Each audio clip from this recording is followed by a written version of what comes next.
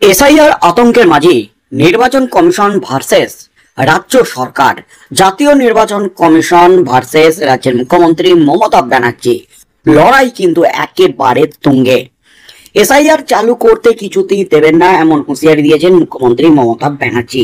তার মধ্যে নির্বাচন কমিশন রীতিমতো ভুয়ো ভোটার ইস্যুতে একেবারে চরম অ্যাকশন শুরু করে দিয়েছে।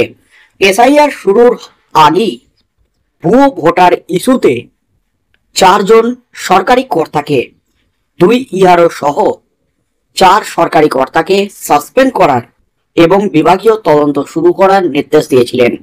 কিন্তু রাজ্যের মুখ্যমন্ত্রী মমতা ব্যানার্জি স্পষ্ট হুঁশিয়ারি দিয়েছেন, আমি আমার সরকারি কর্মচারীদের কোনো রকম ভাবে শাস্তির মুখে ফেলবো না, সাসপেন্ড করব না। রীতিমতো নোটিশ, পাল্টা নোটিশ, ইতিমধ্যে তিনটে নোটিশ এসে গেছে মুখ্য সচিব মনোজ পান্তের কাছে। কিন্তু মুখ্যমন্ত্রী মমতা ব্যানার্জির নির্দেশ ছাড়া তিনি এক কদমও কিন্তু ফেলতে পারবেন না।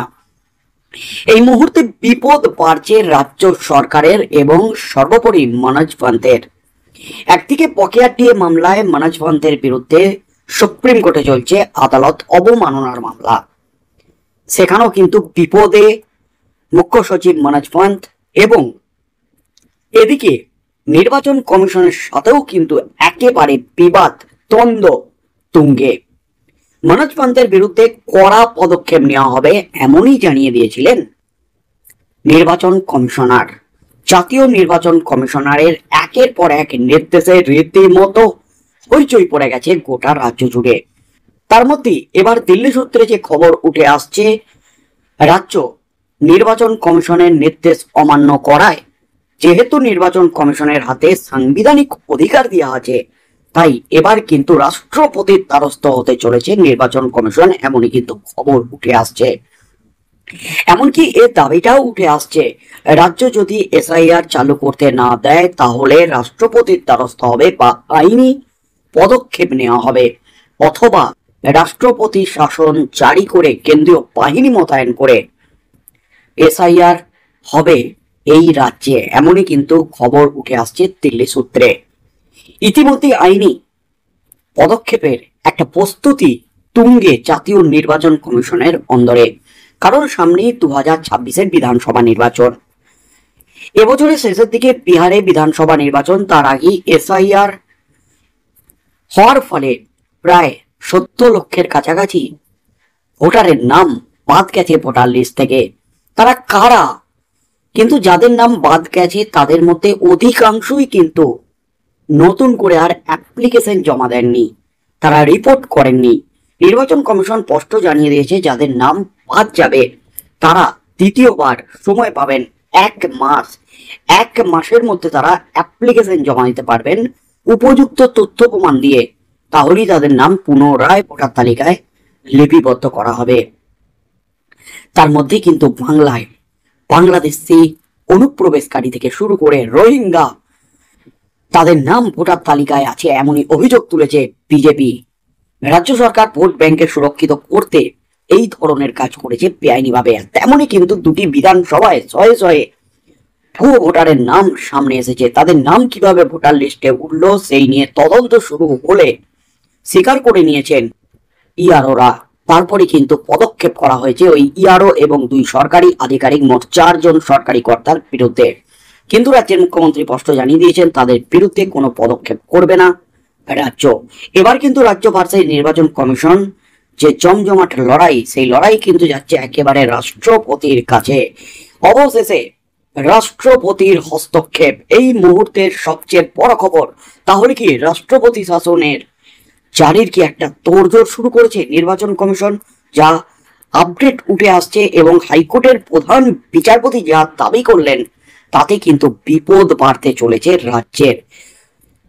রাজ্য সরকারের এবং রাজ্যের মুখ্য সচিব মনোজ পান্তের। ভুয়ো ভোটার বা অস্তিত্বহীন ভোটারের নাম তালিকায় তোলার ক্ষেত্রে সরকারি আধিকারিকদের ভূমিকা সামনে এসেছে। অভিযোগ উঠেছে 2 ইআরও ও 2 এইআরওর বিরুদ্ধে।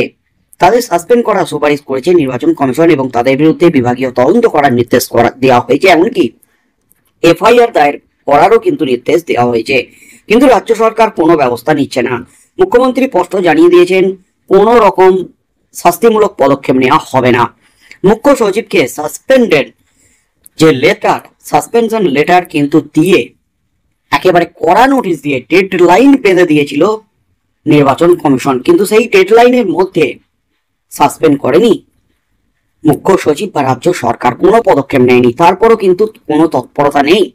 কিন্তু এবার কি করতে পারে কমিশন, কি বলছেন প্রাক্তন প্রধান বিচারপতি দেবাশিস করগুপ্ত? তিনি যা বললেন আইন মোতাবেক তাতে কিন্তু বিপদ 1000 গুণ বাড়তে চলেছে রাজ্যের জন্য। প্রাক্তন প্রধান বিচারপতি বলছেন, রাজ্য সরকারই যদি নির্বাচন কমিশনের নির্দেশ না মানে তাহলে কমিশনের কাছে 3টি পদ খোলা আছে। সংশ্লিষ্ট কর্মীদের নিয়োগ সংক্রান্ত অথরিটি হলো রাজ্য সরকার, ফলে তাদের বিরুদ্ধে সরকারের সাহায্য ছাড়া কোনো ব্যবস্থা নেওয়া যায় না। রাজ্য যদি এই সুপারিশ না মানে তাহলে নির্বাচন কমিশনের কাছে 3টি পদ খোলা আছে।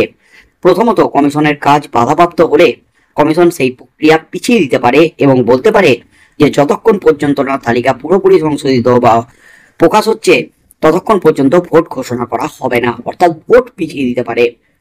দ্বিতীয়ত, রাজ্য সরকারের সঙ্গে বিতর্ক হলে সেই কথা নির্বাচন কমিশন রাষ্ট্রপতির হস্তক্ষেপের দাবি তুলে রাষ্ট্রপতির কাছে অভিযোগ জানাতে পারে। যেহেতু নির্বাচন কমিশনের হাতে সাংবিধানিক ক্ষমতা দেওয়া আছে, তারা স্বাধীন সংস্থা, তারা স্বাধীনভাবে সিদ্ধান্ত নিতে পারে, তাই রাষ্ট্রপতির হস্তক্ষেপের দাবি জানাতে পারে তারা। এবং তৃতীয়ত, বিতর্ক মেটাতে আইনি পথ নিতে পারে। নির্বাচন কমিশন বা রাজ্য সরকার কোনো পদক্ষেপ আদালতে যেতে পারে পদক্ষেপ নিতে। আদালতের নির্দেশ মতো পরবর্তী পদক্ষেপ করা হবে। উল্লেখ্য, ভোটার লিস্ট বিতর্কে রাজ্যের 4 আধিকারিককে সাসপেন্ড করার সুপারিশ করা হয় এবং তাদের বিরুদ্ধে এফআইআর দায়েরও অনুমতি বা সুপারিশ করা হয়েছে রাজ্যকে নির্বাচন কমিশনের তরফ থেকে। তবে মুখ্যমন্ত্রী মমতা ব্যানার্জি স্পষ্ট জানিয়ে দিয়েছেন প্রকাশ্যে কোনো সরকারি অফিসারের বিরুদ্ধে কোনো শাস্তিমূলক ব্যবস্থা নেওয়া হবে না। তিনি বলেন, আমি প্রাণ দিয়ে রক্ষা করব। তবে কমিশন সূত্রে খবর, কোনো জবাব না দেওয়া হলে মুখ্য সচিবের বিরুদ্ধে ব্যবস্থা নিতে পারে কমিশন। প্রয়োজন হলে মুখ্য সচিবের বিরুদ্ধে এফআইআর দায়ের হতে পারে। রীতিমতো অস্বস্তিতে রাজ্য। মুখ্যমন্ত্রী মমতা ব্যানার্জির যে নির্দেশ, সেই নির্দেশে বিপাকে কিন্তু এবার রাজ্যের মুখ্য সচিব মনোজ পন্থ, কারণ এই তিনটে ওয়ার্নিং চিঠি ইতিমধ্যেই এসে গেছে। সাসপেনশন লেটার দেওয়ার পরেও সাসপেন্ড করা হয়নি 4 সরকারি কর্তাকে। এবার কিন্তু 3টি পথ খোলা আছে নির্বাচন কমিশনের জন্য। ভোট পিছিয়ে দিতে পারে। 2 নম্বর, রাষ্ট্রপতির হস্তক্ষেপের দাবি তুলতে পারে। রাষ্ট্রপতি শাসন জারি করে রাজ্যে এসআইআর প্রক্রিয়া চালুর কিন্তু একটা চিন্তা ভাবনা করতে পারে, অথবা আইনি পদক্ষেপ নিতে পারে। সুপ্রিম কোর্টে কিন্তু যেতে পারে নির্বাচন কমিশন। তাই কি হতে চলেছে আগামী দিনে, বন্ধুরা কি বলবেন? এসআইআর এবং ভুয়ো ভোটারদের যে নাম ভোটার লিস্টে তালিকাভুক্ত হয়েছে, সেই নাম তালিকাভুক্ত করার অপরাধে যে 4 জন সরকারি কর্তা ধরা পড়েছেন, তাদের বিরুদ্ধে কি পদক্ষেপ নেওয়া উচিত নির্বাচন কমিশনের তরফ থেকে, বা আগামী দিনে এসআইআর চালু করতে নির্বাচন কমিশনের কি পদক্ষেপ নেওয়া উচিত, বা এসআইআর চালু করা উচিত নয়? বন্ধুরা, আপনাদের মতামত অবশ্যই আমাদের কমেন্ট বক্সে কমেন্ট করে জানান। কি হতে চলেছে আগামী দিনে সেদিকে চোখ থাকবে গোটা রাজ্যের।